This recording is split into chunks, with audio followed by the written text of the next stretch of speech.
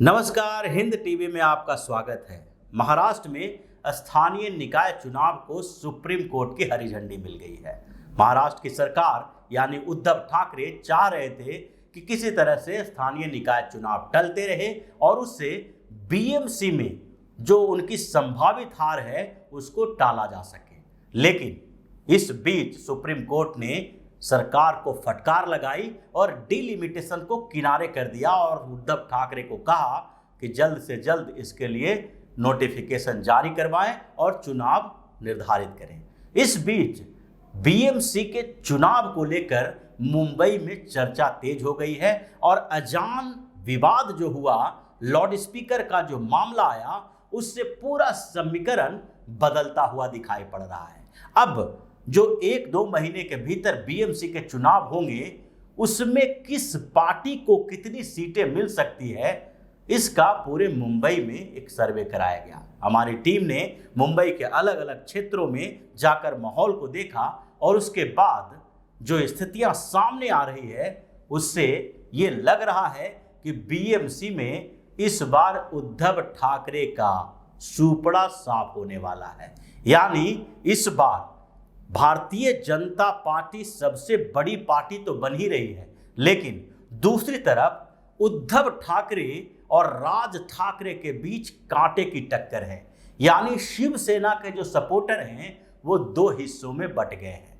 जिस तरीके से बीएमसी में राज ठाकरे का उभार हुआ था और फिर अचानक से पिछले चुनाव में उनको भारी नुकसान का सामना करना पड़ा, वो स्थितियां अब नहीं आने वाली है, क्योंकि इस बार लोगों को लगने लगा है कि बीएमसी में बीजेपी का मेयर होना चाहिए और साथ ही महाराष्ट्र नवनिर्माण सेना भारतीय जनता पार्टी के साथ गठबंधन करे, सहयोग करे और इन दोनों का बीएमसी पर कब्जा हो। एक बार शिवसेना को सबक सिखाना चाहिए, क्योंकि उद्धव ठाकरे इस बीच अपना पूरा एजेंडा बदल लिए हैं।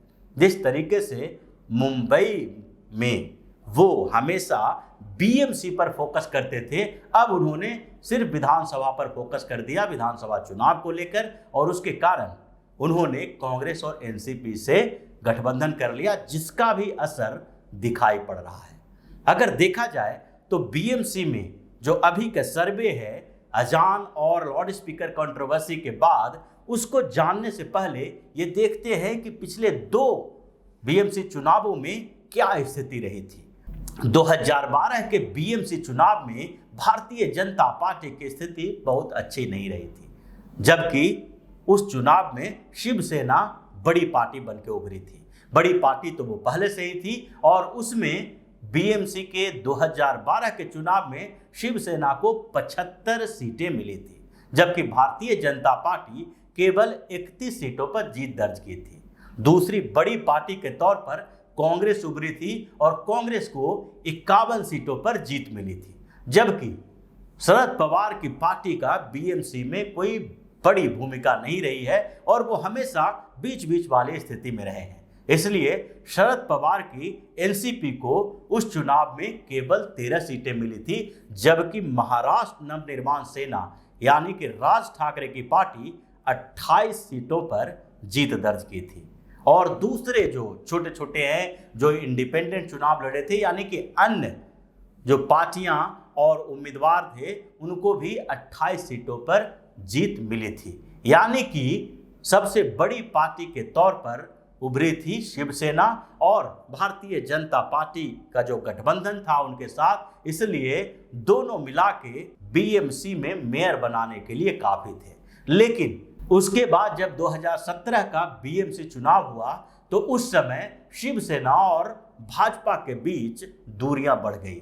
चुनाव में गठबंधन को लेके दोनों में विवाद पैदा हुआ और उस विवाद का सबसे बड़ा कारण सीटों का बंटवारा था, क्योंकि भारतीय जनता पार्टी 2014 में लोकसभा का चुनाव जीती थी, उसके बाद विधानसभा का भी चुनाव जीती थी और इससे भाजपा के नेताओं को लग रहा था कि बीएमसी के चुनाव में भी उसे ज़्यादा सीटें मिलनी चाहिए, जबकि उद्धव ठाकरे पिछले चुनाव की तरह इसमें भी सोच रहे थे कि जिस तरह से 31 सीटें भाजपा को मिली थी तो इसको 100 से नीचे सीटों में निपटा दें और उतने पर ही चुनाव लड़ने के लिए राजी कर लें। लेकिन भाजपा तैयार नहीं थी। दोनों में सीटों के बंटवारे को लेकर परेशानियां बढ़ी और फिर भारतीय जनता पार्टी और शिवसेना का गठबंधन बीएमसी में टूट गया। दोनों ने अलग अलग चुनाव लड़े, जिसमें शिवसेना को पिछले चुनाव की अपेक्षा नुकसान तो नहीं हुआ, लेकिन भारतीय जनता पार्टी बेहतर तरीके से इस चुनाव में परफॉर्मेंस की। एक तरफ जहां शिवसेना को 84 सीटें मिली, दूसरी तरफ भारतीय जनता पार्टी को भी 82 सीटें मिली। यानी कि भारतीय जनता पार्टी और शिवसेना के बीच सीटों का अंतर महज 2 रह गया, जबकि भाजपा को उस चुनाव में अगर देखा जाए तो 51 सीटों का फायदा हुआ पिछले चुनाव से, और उनके अलावा जो दूसरी पार्टियां थी उन सबको नुकसान का सामना करना पड़ा। यानी कांग्रेस जो पिछले चुनाव में 51 सीटें जीत पाई थी वो घट के 31 सीटों पर सिमट गई, और दूसरी तरफ एनसीपी को 9 सीटें मिली और एमएनएस को सिर्फ 7 सीटें मिली, जो पिछले चुनाव में 28 सीटों पर जीत दर्ज की थी। और ऐसी स्थिति आ गई कि भारतीय जनता पार्टी और शिवसेना दोनों के बीच टक्कर था। अगर भाजपा चाहती उस चुनाव में तो अपने लिए मेयर का पद ले सकती थी, क्योंकि दूसरी पार्टियों का समर्थन मिलना उसके लिए आसान था। लेकिन फिर भी भाजपा ने मेयर के लिए बिना शर्त का समर्थन दे दिया शिवसेना को, और शिवसेना अपना मेयर बना ली। लेकिन 2019 में जब विधानसभा का चुनाव हुआ तो फिर वही स्थिति आई, और शिवसेना और भारतीय जनता पार्टी चुनाव परिणाम के बाद अलग अलग हो गए। शिवसेना ने जिस तरीके से नेगोशिएशन किया उसकी स्थिति के बारे में सबको पता है, और शिवसेना ने कांग्रेस और एनसीपी के साथ गठबंधन करके उद्धव ठाकरे को सीएम बना लिया। अब स्थितियां ये आ गई कि दोनों के बीच टकराव इस स्तर पर बढ़ गई है कि अब जो बीएमसी का चुनाव होने वाला है उसमें शिवसेना और भारतीय जनता पार्टी आमने सामने है। एनसीपी और कांग्रेस की स्थिति अभी भी कमजोरी है, लेकिन इन दोनों पार्टियों कोई एक दूसरे से टकरा रहे हैं। और इस बीच राज ठाकरे की एंट्री लाउडस्पीकर विवाद से हुई, जिसके कारण उद्धव ठाकरे पूरी तरह से बैकफुट पर आ गए हैं। और अब जो इस कंट्रोवर्सी के बाद समीकरण बदले हैं उसमें लगभग ये तय माना जा रहा है कि शिवसेना बैकफुट पर रहेगी, दूसरे नंबर की पार्टी रहेगी, और भारतीय जनता पार्टी को बहुमत से थोड़ी कम सीटें मिलेगी।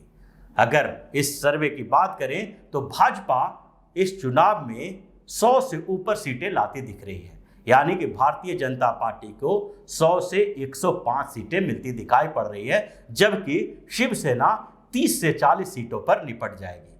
दूसरी तरफ महाराष्ट्र नवनिर्माण सेना को पिछले चुनाव से बहुत ज्यादा फायदा होता दिख रहा है, और शिवसेना और एमएनएस के बीच कांटे की टक्कर है।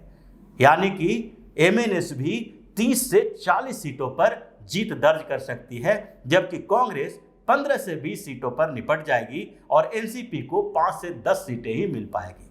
इसके अलावा जो दूसरी पार्टियां और दूसरे नेता हैं उनको 5 से 15 सीटों के बीच मिल सकती है। यानी कि अगर देखा जाए तो 114 जो कारपोरेटर चाहिए बीएमसी में मेयर बनाने के लिए, उससे 10 के करीब ही कम सीटें आती हुई भारतीय जनता पार्टी को दिखाई पड़ रही है, जिसके लिए निर्दलीय या दूसरे छोटी पार्टियां भी समर्थन देने के लिए तैयार हो सकती है। लेकिन महाराष्ट्र नवनिर्माण सेना के प्रमुख राज ठाकरे अभी बीजेपी के साथ खड़े हैं, तो ऐसी स्थिति में यह देखा जा सकता है कि दोनों के बीच जो गठबंधन है या दोनों पार्टियों का जो सामंजस्य है, उसके साथ भाजपा और एमएनएस दोनों मिलकर आसानी से मेयर और डिप्टी मेयर दोनों बना सकते हैं, क्योंकि दोनों पार्टियों मिलकर 145 सीटों तक बीएमसी में कब्जा कर सकती हैं।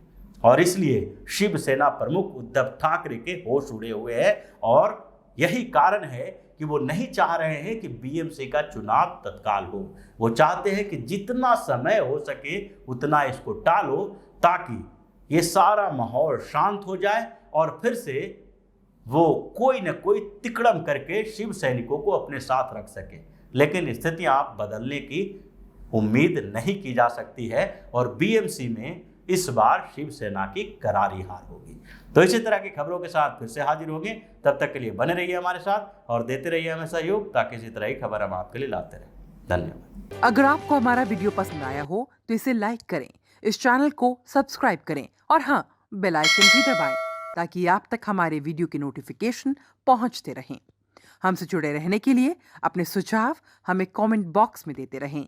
हमें आपके सुझाव का इंतजार रहेगा। हमारे साथ जुड़ने के लिए धन्यवाद।